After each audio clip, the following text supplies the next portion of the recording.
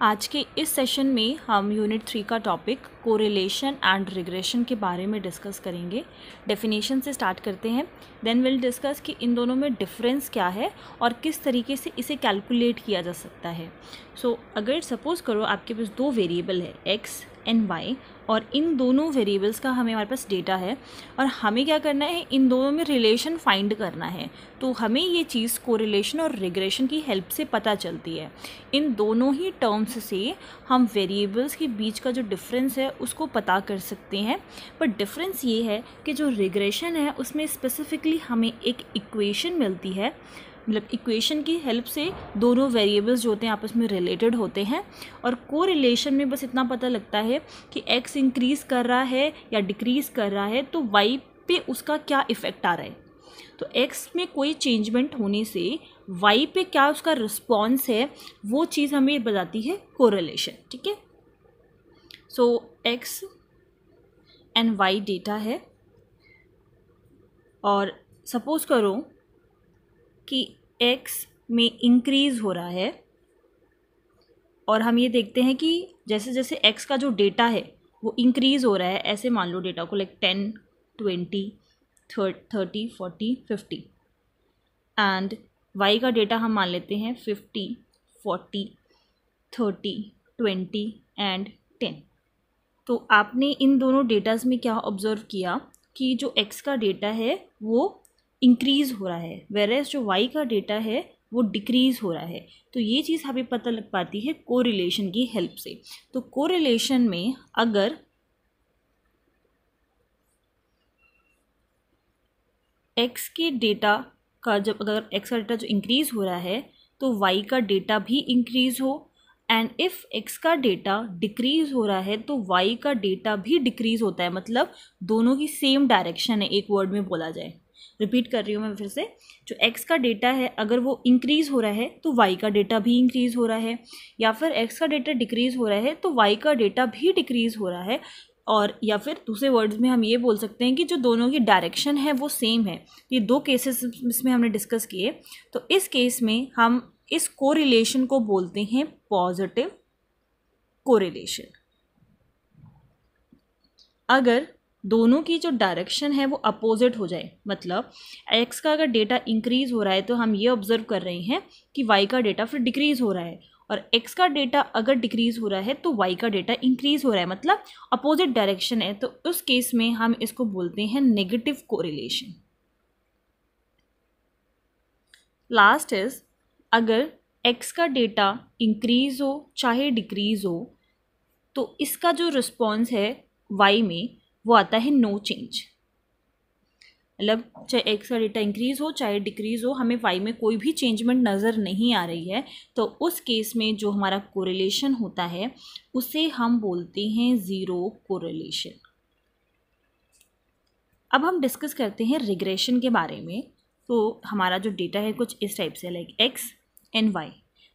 अगर ये 2 है तो ये 4 है, इफ़ ये 3 है तो ये 6 है, ये 4 है तो ये 8 है, ये 5 है तो ये 10 है। ठीक है, तो इसमें हमने क्या ऑब्ज़र्व किया कि जो x का डेटा है वो इंक्रीज़ हो रहा है और y का डेटा भी इंक्रीज़ हो रहा है। तो एक रिलेशन तो पता लग रहा है कि x जैसे जैसे इंक्रीज़ हो रहा है वैसे वैसे y भी इंक्रीज़ हो रहा है। बट इस केस में हमें एक और चीज़ पता लगती है, वो है इक्वेशन। जैसे ही हम x का ट्वाइस कर रहे हैं हमें y की वैल्यू पता लग रही है। लाइक अगर ये 2 है तो उसका ट्वाइस 4 हो गया, इसका ट्वाइस 6 हो गया, 4 2 8, 5 2 10। मतलब जब हम x को मल्टीप्लाई कर दे रहे हैं 2 से तब हमें y की वैल्यू मिल जा रही है। तो इस केस में हमें x और y के डिक्रीज़ या इंक्रीज़ होने के साथ साथ इक्वेशन भी पता लग रही है। तो ये जो केस है वो हो जाएगा रिग्रेशन का। और सिर्फ अगर आप यही पता कर सकते हो कि डिक्रीज़ या इंक्रीज़ हो रहा है, दोनों डेटा में क्या रिलेशन है इन रिस्पेक्ट ऑफ इंक्रीजिंग और डिक्रीजिंग, तो वो कहलाएगा कोरिलेशन का। ये इसका एक मेजर डिफरेंस है कि रिग्रेशन में आपको एक इक्वेशन पता लगती है बट कोरिलेशन में नहीं पता लगती। नाउ रिग्रेशन को अगर थोड़ा सा और एनालिसिस करें तो जब भी हमें कोई इक्वेशन पता लग जाती है, सपोज़ करो ये y = 2x हो गई, अगर मैं इसी डेटा को और इंक्रीज़ करूं और एक टाइम पर हमें ये बोलती हूँ कि ये 100 आएगा, ठीक है। तो हम क्या कर सकते हैं, अगर मुझे x की वैल्यू पता है तो y की वैल्यू भी पता लग सकती है। इक्वेशन में अगर मुझे x की वैल्यू पता है तो मैं y की वैल्यू कैलकुलेट कर सकती हूँ, और y की वैल्यू पता है तो मैं x की वैल्यू को कैलकुलेट कर सकती हूँ। तो जब भी दो वेरिएबल्स के बीच मुझे एक रिलेशन पता है, कि इक्वेशन पता है, तो हम अगर y की वैल्यू गिवन है तो x फाइंड कर सकते हैं, x की वैल्यू पता है तो y फाइंड कर सकते हैं। तो इसकी एक जो एप्लीकेशन है या प्रॉपर्टी है वो ये है कि जो रिग्रेशन है वो हमें प्रिडिक्शन में भी हेल्प करता है। अब जैसे हमने कोरिलेशन में बात की तो हमें बस यही पता लग रहा है कि वो इंक्रीज़ हो रहा है, डिक्रीज़ हो रहा है। तो अगर मैं कोई एक वैल्यू लिख भी देती हूँ तो उसके रिस्पेक्ट में मैं ये नहीं बता पाऊंगी कि y उस टाइम पे क्या होगा, ठीक है। बट इक्वेशन है तो हम प्रेडिक्ट कर सकते हैं कि अगर x की वैल्यू ये है तो y की वैल्यू क्या होगी, and vice versa. Second application है इसकी कि ये हमें कंपैरिजन में हेल्प करता है। आप कंपेयर कर सकते हो डेटा को। ये जो इक्वेशन हमने फाइंड की है इसको हम बोलते हैं रिग्रेशन इक्वेशन, और यहीं से हम कैलकुलेट कर सकते हैं regression line y on x and regression line x on y। तो इन दोनों का मतलब यही है, जैसे कि अभी हमने डिस्कस किया कि x की वैल्यू पता है तो y की वैल्यू कैलकुलेट करना, y की वैल्यू पता है तो x की वैल्यू को कैलकुलेट करना। इस चीज़ को हम बोलते हैं regression line y on x और regression line x on y। अब कोरिलेशन को आगे कंटिन्यू करते हैं। तो हमारे पास नेक्स्ट टर्म है coefficient of correlation. Coefficient of correlation, इसको हम डिनोट करते हैं विद स्मॉल r। इसके दो फॉर्मूलेज हैं, इस r को कैलकुलेट करने के दो फॉर्मूलेज हैं। सबसे पहला फॉर्मूला है r is equals to covariance of x and y divided by whole under root variance of x and variance of y। ये जो फॉर्मूला है कोएफिशिएंट ऑफ कोरिलेशन का ये विद रिस्पेक्ट टू कोवेरियंस है, और जो दूसरा फॉर्मूला है r कैलकुलेट करने का, that is summation x y by n minus x bar y bar divided by whole under root summation x square by n minus x bar का square, then summation y square by n minus y bar का square. और इस फॉर्मूले का नाम है Carl's-Pearson formula. आप इन दोनों में से कोई भी एक फॉर्मूला यूज़ करके कोएफिशिएंट ऑफ कोरिलेशन को कैलकुलेट कर सकते हो, एंड स्पेसिफिकली इसका नाम ये है, अगर बोलता है कि इस फॉर्मूले की हेल्प से ही हमें r कैलकुलेट करना है तो आपको ये फॉर्मूला यूज़ करना होगा। किस तरीके से अप्लाई करना है वो हम एक एग्जांपल की हेल्प से समझ लेते हैं, बट उससे पहले ये समझते हैं कि कोरिलेशन की डिग्री क्या होती है। सो डिग्री ऑफ कोरिलेशन हम एक स्केल की हेल्प से समझते हैं। जो r की वैल्यू हमें मिलती है, अभी जो हमने जस्ट देखा कोएफिशिएंट ऑफ कोरिलेशन, r की वैल्यू जो हमें मिलती है वो हमेशा -1 और 1 के बीच में होती है। मतलब इन दोनों के बीच की ही एक वैल्यू में -1 बिटवीन -1 एंड 1। सो ये हो गया 0, ये हो गया -1, ये हो गया 1। तो सपोज करो आपने r की वैल्यू को कैलकुलेट कर लिया, और r की वैल्यू हमेशा आपको इसी रेंज में मिलेगी। तो ये कुछ इस तरीके से डिस्ट्रीब्यूटेड होता है। 0 पॉइंट यहाँ पे आ जाएगा 25, यहाँ पे आ जाएगा 0.75, और इस साइड जाएंगे तो ये आ जाएगा -0.25 एंड -0.75। तो जब भी हमें 0 से 0.25 तक या फिर -0.25 इस रेंज में हमें अगर r की वैल्यू मिलती है तो हम कहते हैं लो कोरिलेशन। अगर हमें वैल्यू इस -0.25 से -0.75 इसके बीच में मिलती है, यहाँ से यहाँ तक या फिर पॉजिटिव साइड यहाँ से यहाँ तक, तो हम बोलते हैं moderate correlation. And in case हमें वैल्यू 0.75 से 1 यहाँ से यहाँ तक या फिर -0.75 टू -1 इसके बीच में मिलती है, तो हम कहते हैं जो कोरिलेशन है वो है हाई कोरिलेशन। तो काफ़ी बार क्वेश्चन ये भी पूछता है कि आर को कैलकुलेट करो और उसके बाद ये बताओ कि किस तरह का कोरिलेशन है ये, तो उसमें आपको बताना पड़ता है कि वो हाई है, मॉडरेट है, लो है, और ये आप पता कर सकते हो, मतलब जो भी आपको आर की वैल्यू मिलेगी। ठीक है, तो कार्ल्स पियर्सन फॉर्मूला को अप्लाई किस तरीके से करना है, अगर आपको फॉर्मूला पता है तो आप इसको ईजिली कैलकुलेट कर सकते हो। तो समझते हैं कि किस तरीके से आर को कैलकुलेट करना है। दो वेरिएबल्स का डेटा हमें गिवन होगा, ये हो गया x, ये हो गया y, ये क्वेश्चन में हमें गिवन होगा। तो फॉर्मूले को देखो, फॉर्मूले में हमें यहाँ पर चाहिए एक्स वाई, मतलब इन दोनों का प्रोडक्ट, फिर हमें चाहिए एक्स स्क्वायर, मतलब जो एक्स का डेटा दे रखा होगा उसका स्क्वायर कर देना है, देन जो वाई का डेटा दे रखा है उसको स्क्वायर कर देना है। तो यहाँ से हमें मिल गया एक्स का स्क्वायर जो इसको स्क्वायर करने से मिला है, देन वाई का स्क्वायर, एक और कॉलम बन जाएगा वाई का स्क्वायर जो वाई के डेटा को स्क्वायर करने से मिला है, देन एक्स और वाई जो इन दोनों को प्रोडक्ट करने से मिला है। ठीक है, तो 3 एक्स्ट्रा कॉलम्स हमारे पास आ गए। उसके बाद हमें और क्या कैलकुलेट करना है, यहाँ पे बोल रहा है समीशन एक्स वाई। तो समीशन एक्स वाई कैसे मिलेगा, जो भी यहाँ पे एक्स वाई का डेटा होगा उसका हमें सम कर देना है। तो यहाँ से मिल जाएगा हमें समीशन एक्स वाई, यहाँ से आ गया समीशन एक्स वाई। देन फॉर्मूले के अकॉर्डिंगली हमें कैलकुलेट करना है summation y square, summation x square.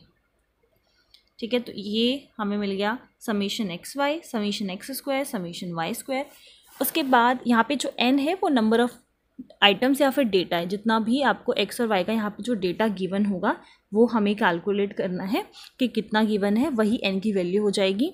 उसके बाद x का x बार कैलकुलेट करना है, ये है मीन ऑफ x, y बार है मीन ऑफ y, और जो भी x बार और y बार का हमें वैल्यू मिलेगा उसका हमें प्रोडक्ट कर देना है। तो मीन कैलकुलेट करने का वे क्या होता है, x bar is equals to summation of x divided by n. तो जो भी आपको एक्स का डेटा गिवन है यहाँ पे इन सब का सम करेंगे तो समीशन एक्स मिल जाएगा, इन सब का सम करेंगे तो हमें समीशन ऑफ वाई मिल जाएगा। तो यहाँ से हम कैलकुलेट कर सकते हैं मीन की वैल्यूज़, तो यह आ जाएगा वाई बाय एन। जब हमें एक्स बार और वाई बार की वैल्यू मिल जाएगी तो एक वैल्यू हमें कैलकुलेट करनी है इन दोनों प्रोडक्ट्स की, तो एक्स बार और वाई बार की भी वैल्यू आ जाएगी। सारी वैल्यूज जब हम कैलकुलेट कर लेंगे तो हम इस फॉर्मूले में पुट कर देंगे और उसके बाद हमें जस्ट कैलकुलेट करना है, तो वो हमें देगा आर की वैल्यू, और आर की वैल्यू हमेशा -1 और 1 के रेंज में आएगी। फिर वहाँ से आप ये फाइंड कर लो कि लो है, मॉडरेट है या फिर हाई है। एग्जाम्पल एज एक्स का जो डेटा है वो हमें गिवन है 10, 12, 14, 16, 18, 20, 22।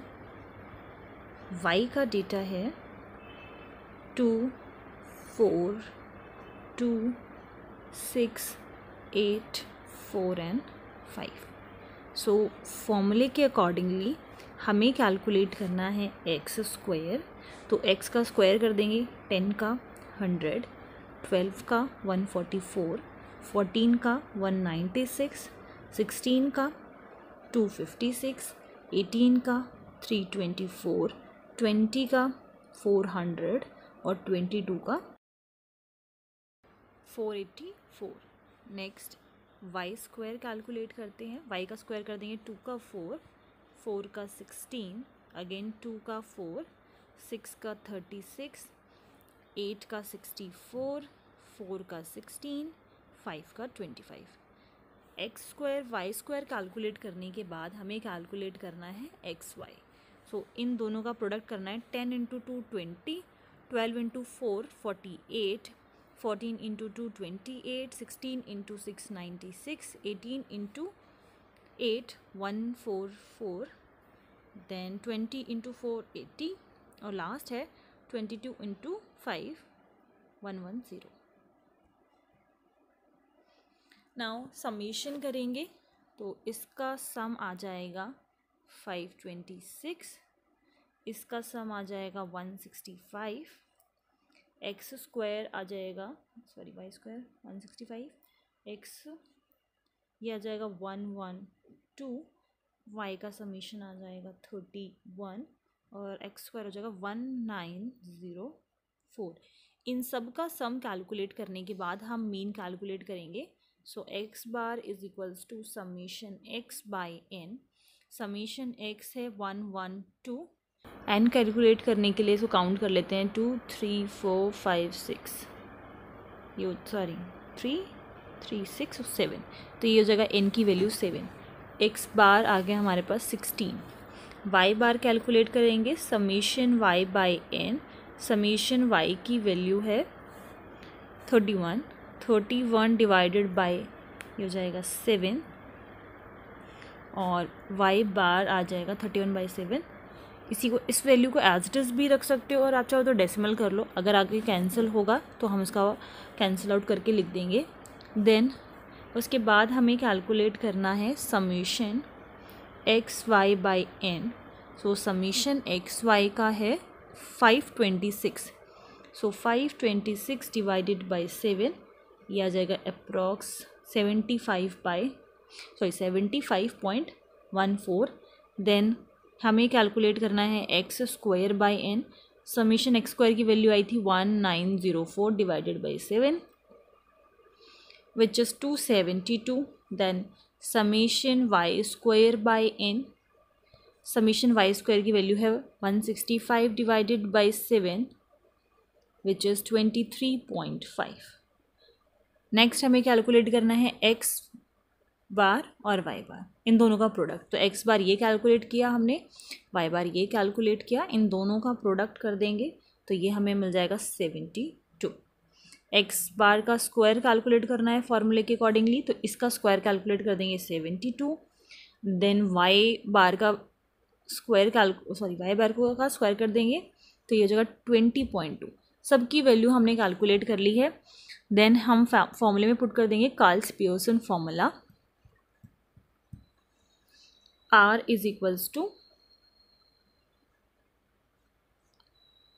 Equals to summation x y by n minus x bar y bar divided by whole under root summation x square by n minus x bar का square whole under root summation y square minus n minus y bar का square.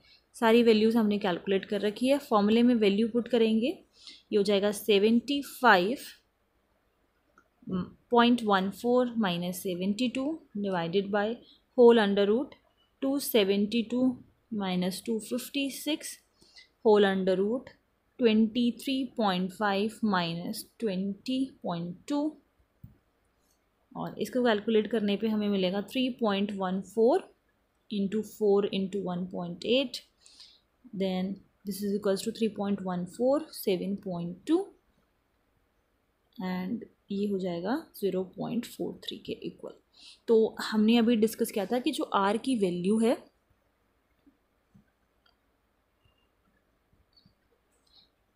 ये हमारा table था, ये सारी values आपने calculate करी, then हमने फॉर्मूले में पुट कर दी। तो ये डिस्कस किया था कि जो आर की वैल्यू है, तो जो कोएफिशिएंट ऑफ कोरिलेशन है वो हमेशा आर की वैल्यू -1 और 1 की इन दोनों वैल्यूज़ के बीच में आती है और हमारा जो आर का वैल्यू आया है वो है 0.43।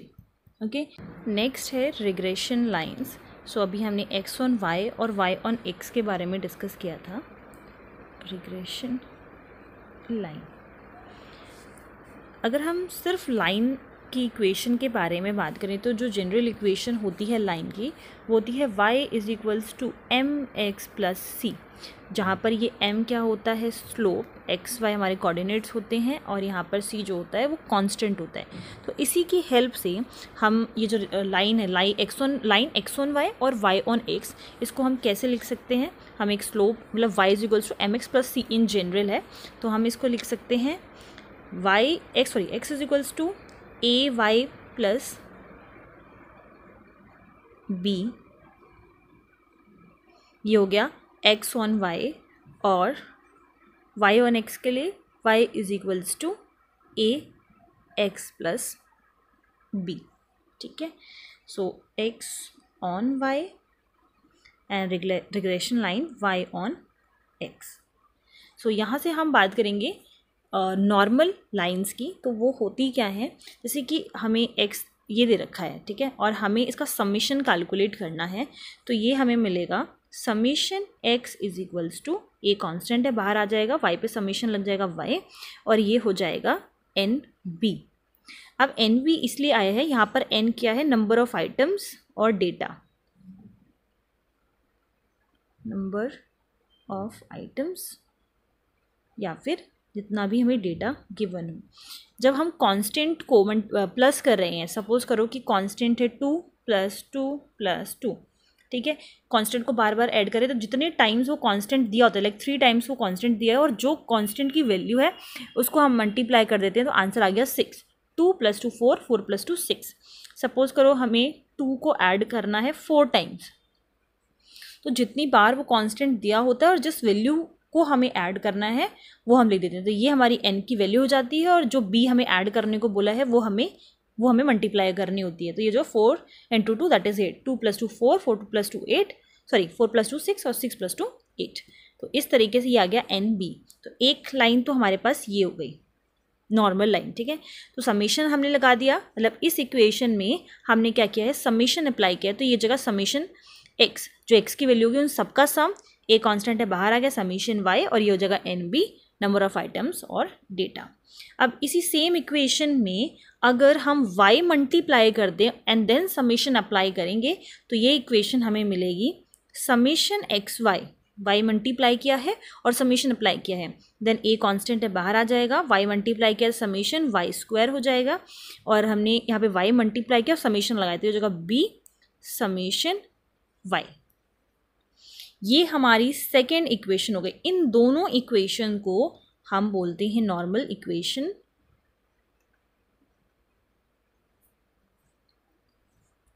नॉर्मल। ये दोनों हमारी जो लाइंस होती हैं वो हमारी नॉर्मल लाइंस होती हैं। सेम इसी तरीके से अब जैसे कि हमें y ऑन x दे रखा है, तो हम इस पे समीशन अप्लाई करेंगे, तो ये जगह summation y is equals to a summation x plus में NB। तो ये हमारी पहली लाइन हो गई नॉर्मल लाइन। अब देन इस वाली इक्वेशन में हम x को मल्टीप्लाई करेंगे, लाइक अगर y है तो x को मल्टीप्लाई कर दो पूरी इक्वेशन में, और अगर x है तो y को करो, y है तो x को करो। तो इस इक्वेशन में पहले हम x को मल्टीप्लाई कर रहे हैं, देन समेशन अप्लाई कर रहे हैं, तो ये जगह xy is equals to a summation x² bx, ये हमें मिल गई सेकेंड। तो ये हो गई दोनों नॉर्मल लाइंस। इन दोनों लाइंस को हम बोलते हैं नॉर्मल लाइंस, और ये हमें हेल्प करती हैं इन calculating regression line. Next video में हम कोरिलेशन रिग्रेशन इन दोनों टॉपिक्स के जो एग्जांपल्स हैं उनको डिस्कस करेंगे। रिग्रेशन लाइन को फाइंड करने का एक और मेथड है, और दोनों ही इस वाले मेथड और दूसरे वाले मेथड दोनों से ही सेम ही आंसर आता है, दोनों के एग्जांपल्स देखेंगे। So that's it, thank you.